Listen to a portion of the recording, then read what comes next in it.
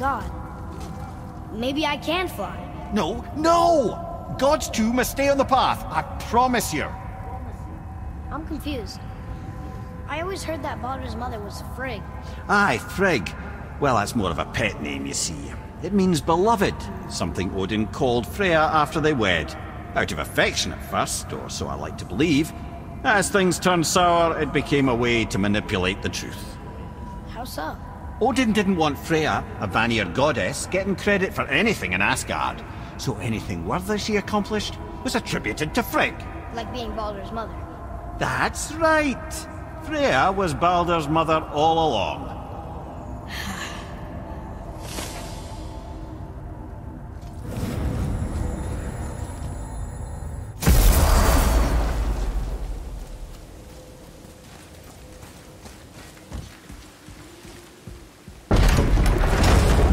So what do you think, Mimir? What does Baldur want with us? Well, let's look at what we know. Baldur is Odin's finest tracker bar none. If he wants you, you have to consider the possibility that Odin wants you.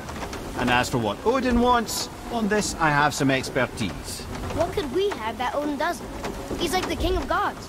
Of the Aesir, aye. But his reach is not unlimited. And where he cannot reach, he is preoccupied with going. He's certainly tortured me enough about it over the years.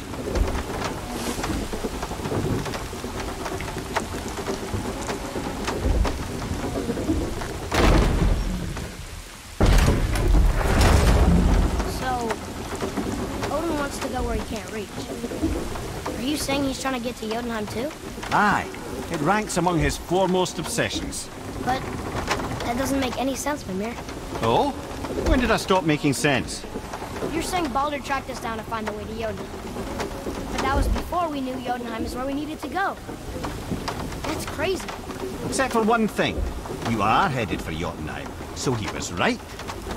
I'm so confused. Well then, clearly you've been listening.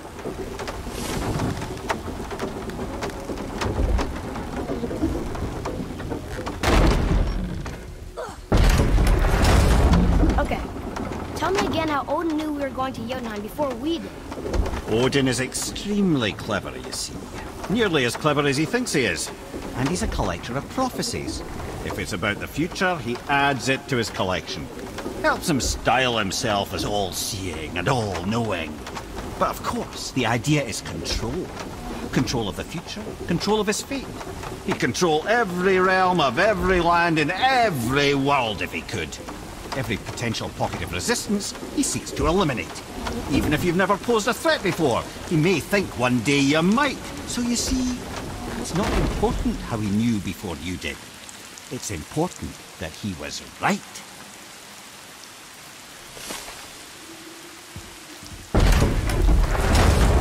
Mimir, what else did the serpent tell you when you spoke?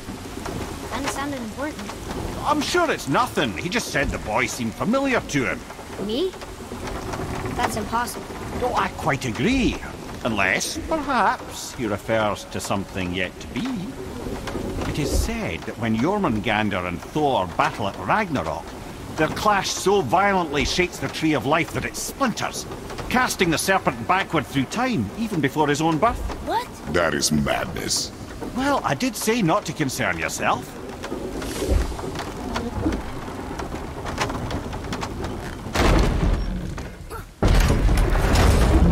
Why is Odin so desperate to find a way into Jotunheim anyway? He's convinced the giants hold the key to changing his fate when Ragnarok comes. They are the Aesir's oldest enemies, after all, and it's their army that's supposed to do him in the end. But more than that, he covets their gifts of prophecy. He wants to know what they know and see what they see. So much suffering could have been avoided if his insatiable curiosity was not so much stronger than his wisdom. What do you mean? Ah, remind me to tell you why they call him the Lord of the Hanged.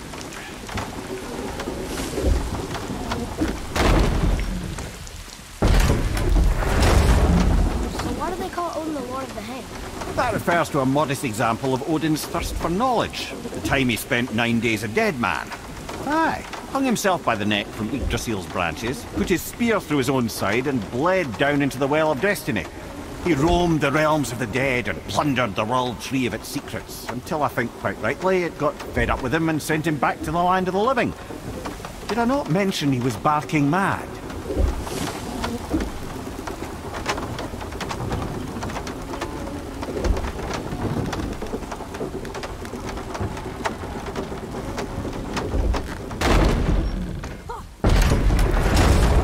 Here's something I can't figure out.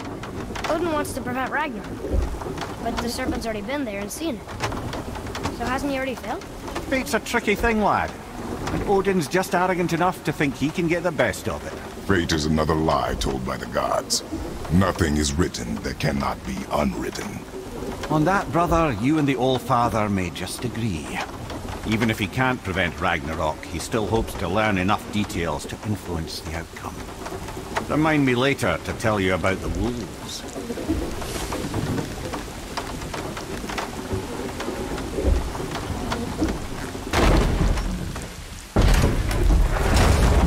Mimir, why do you have Bifrost crystals in your eyes? A loving gift from the giants.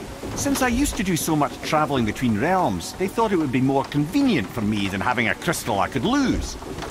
Did it hurt? No, because I wisely fortified myself with 16 cups of Billow Maiden's ale. Got so inebriated, I tried convincing the giants to put them in my nipples instead. Almost talked them into it too. Can you imagine? Mimir of the Bifrost teats. Ah, those were the days. Ew. Okay, I'll stop now.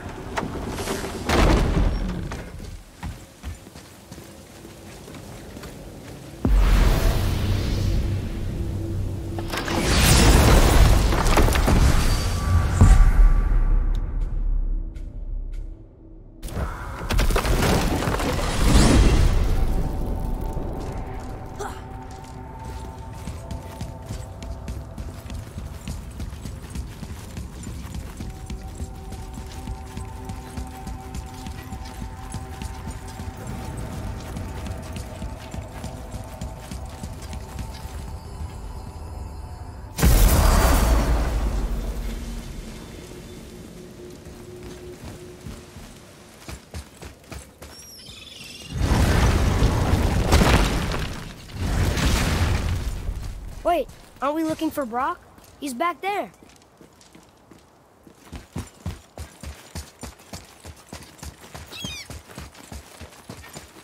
Hey, wait for me.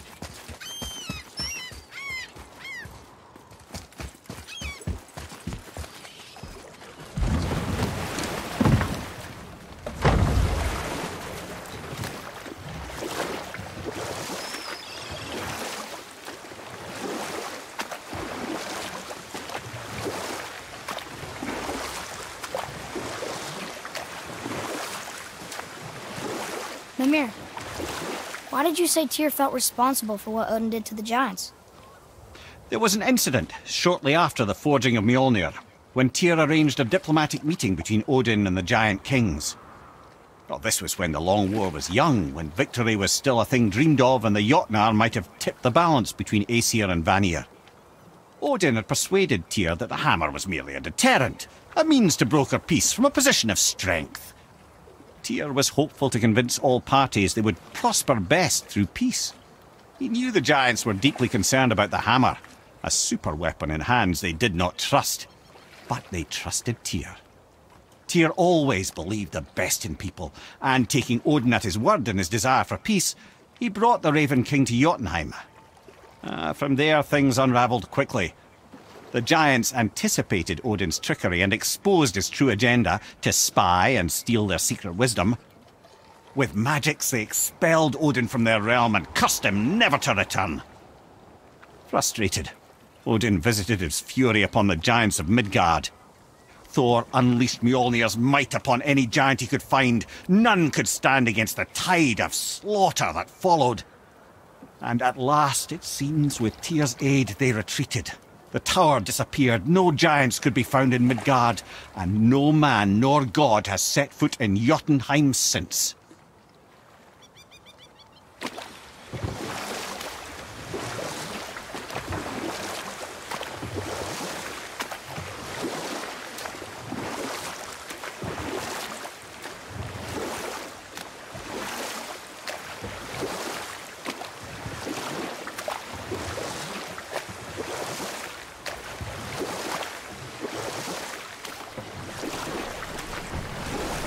I know I saw something.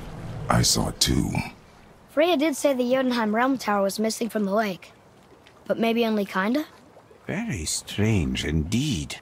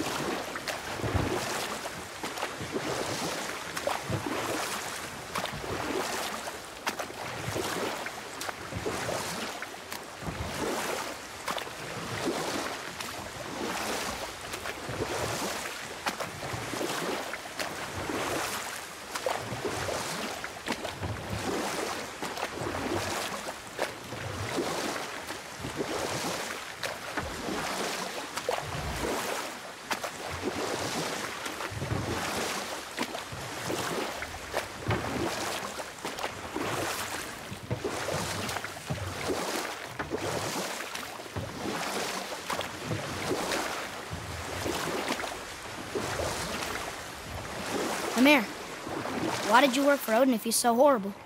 It's my career! And if you mean to make your career as a counsellor to kings, he can't very well rule out petty maniacs. Available positions are scarce enough.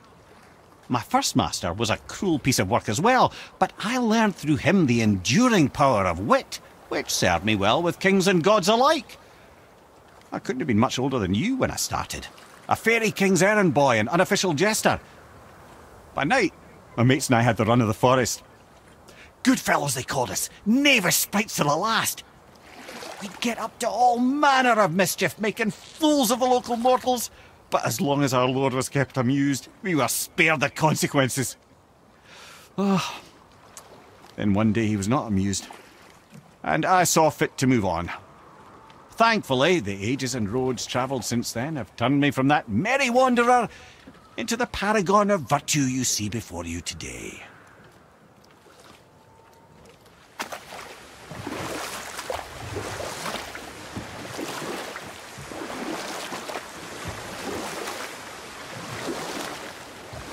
That dragon, that's Baldur's, isn't it?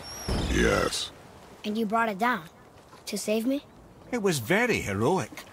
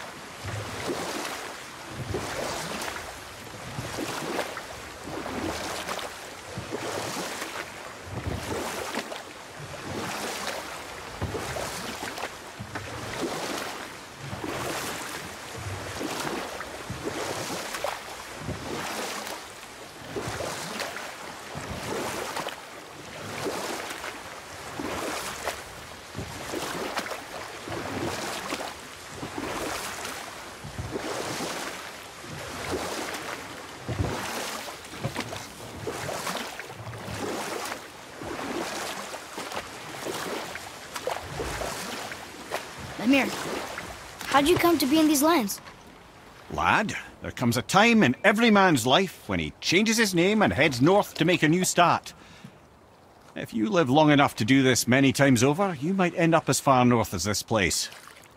By the time I arrived, I already knew Odin by his reputation, and so I set to demonstrate my worth by coming to him with something I knew he'd value. A mystic well of knowledge. Or rather, I should say, a well of water laced with enough mystic mushrooms to make a god see visions. Oh, he was rightly impressed. Can't say for sure what he saw that led him to try gouging out his own eyes, but I managed to restrain him before he finished the job. Then I persuaded him it has been his sacrifice made for an even higher form of sight to be bestowed. Blah, de blah, de blah, de blah.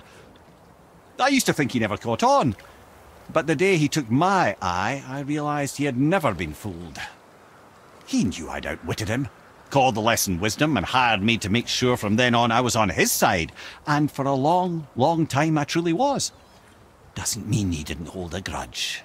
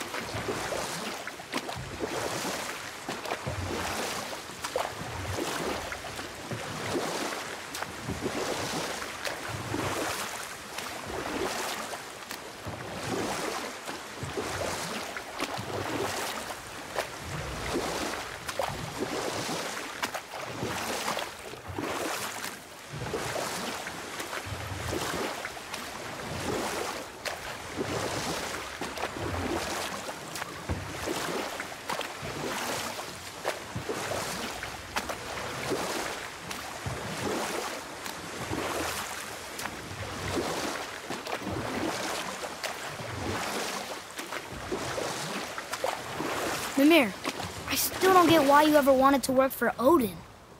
Back then, I was young enough to still be ambitious.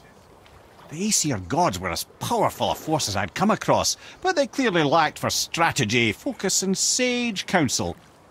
All this could I faithfully provide. And so, a stranger from a far-off island found himself with Odin's ear, trusted as he trusted no one but himself. And with that kind of power, laddie, I must confess, there are perks. Yeah, but he's Odin. I never claimed to be perfect, laddie, only clever. And often too clever by half. So what'd you do to get Odin so mad at you? Well, for a long time my job was to enable Odin, and I was fucking excellent at it. Gradually, as I grew more to care about people and the world, my job became to contain him, to protect him from himself. By serving peace, I served his interests as well, that's the truth. But he saw it as disloyalty. No longer trusting my motives but not wishing to part with my brain or tongue, he bound me to a tree and adopted a new pastime of casual torture. Well, I'm glad we came along to cut off your head. Aye, lad. Lucky break that was.